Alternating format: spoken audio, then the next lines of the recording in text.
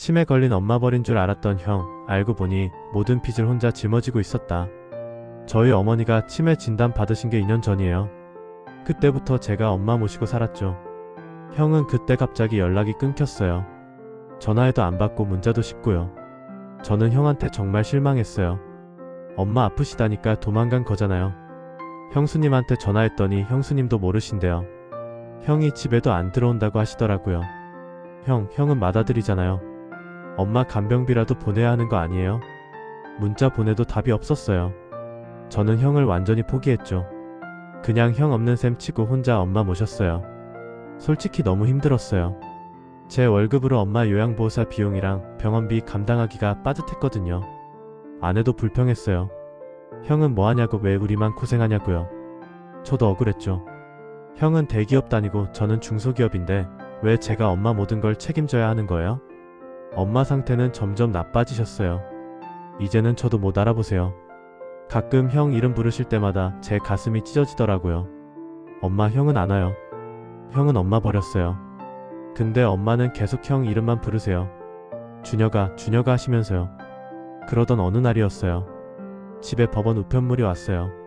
엄마 명의로 온 거였는데 뭔가 대출 관련 서류더라고요. 저는 깜짝 놀랐어요. 엄마가 무슨 대출을 받으셨어요? 아버지 돌아가시고 나서 엄마는 빚 같은 거 없으셨는데요. 자세히 보니까 5년 전 서류였어요. 엄마 명의로 8억 원을 빌리셨더라고요. 근데 이게 보증을 선 게 아니라 엄마가 직접 사업자금 대출을 받으신 거예요. 저는 바로 은행에 갔어요. 이게 뭐냐고, 우리 엄마가 무슨 사업을 하셨냐고요. 은행 직원이 서류 확인하더니 말하더라고요. 2019년에 어머님 명의로 음식점 창업 자금 대출하셨대요. 근데 사업이 망해서 원금이랑 이자 합쳐서 지금 12억이 넘는데요. 12억이요? 그걸 누가 갚아요? 직원이 말하더라고요. 아들분이 갚고 계시다고요. 매달 500만원씩 입금되고 있대요. 저는 귀를 의심했어요. 아들이요? 형이요? 네, 김준혁 씨요. 2년 전부터 매달 빠짐없이 입금하고 계세요. 저는 그 자리에서 넋이 나갔어요. 형이 엄마 빚을 갚고 있었던 거예요. 그것도 매달 500씩이요. 집에 돌아와서 계산해봤어요. 2년 동안 형이 갚은 돈이 1억 2천이에요. 근데 이자가 워낙 높아서 원금은 거의 안 줄었더라고요. 저는 그제야 이해가 됐어요. 형이 왜 연락을 끊었는지요. 형은 엄마를 버린 게 아니라 혼자서 이 빚을 감당하고 있었던 거예요. 형한테 다시 전화했어요. 이번엔 받더라고요. 형, 나 지영이야. 은행에서. 다 알았어. 형 목소리가 쉬어 있었어요.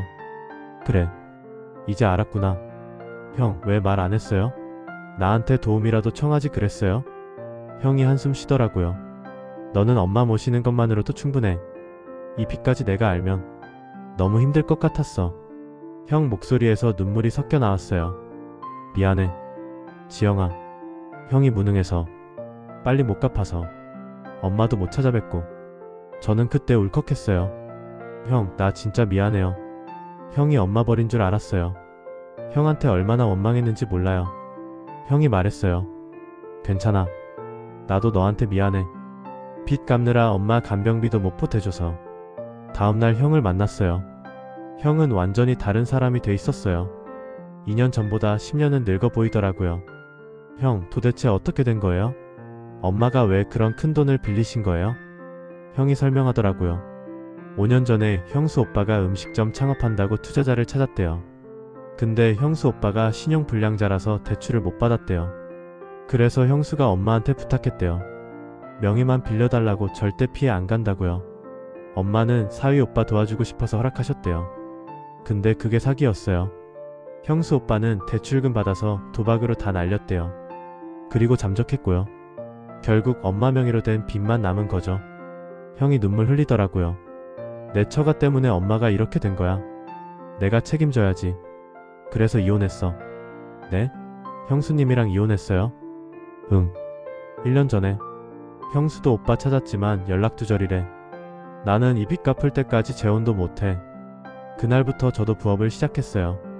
주말마다 대리운전하고 평일 밤에는 편의점 알바했어요. 한 달에 100만원 정도 모았죠.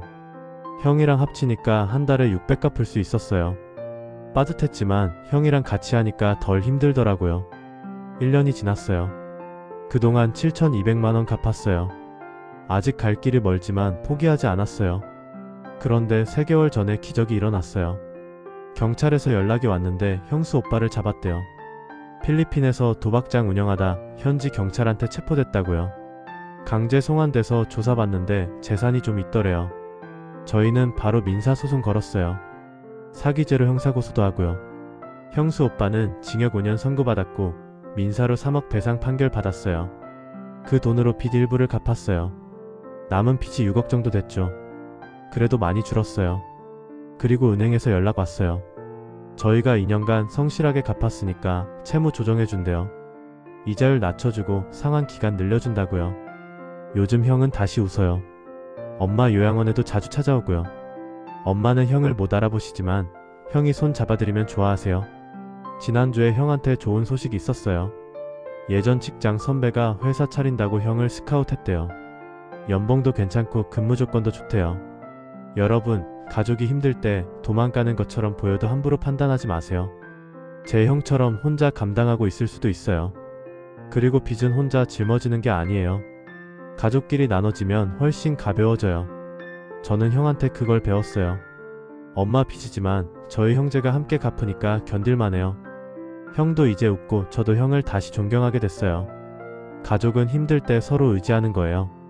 돈 문제로 등 돌리지 말고 함께 해결해 나가세요. 그게 진짜 가족이에요. 구독과 좋아요는 큰 힘이 됩니다. 막장 5분과 함께 특별한 이야기를 함께 해보세요. 우리 주변의 이야기를 빠르게 만나보세요.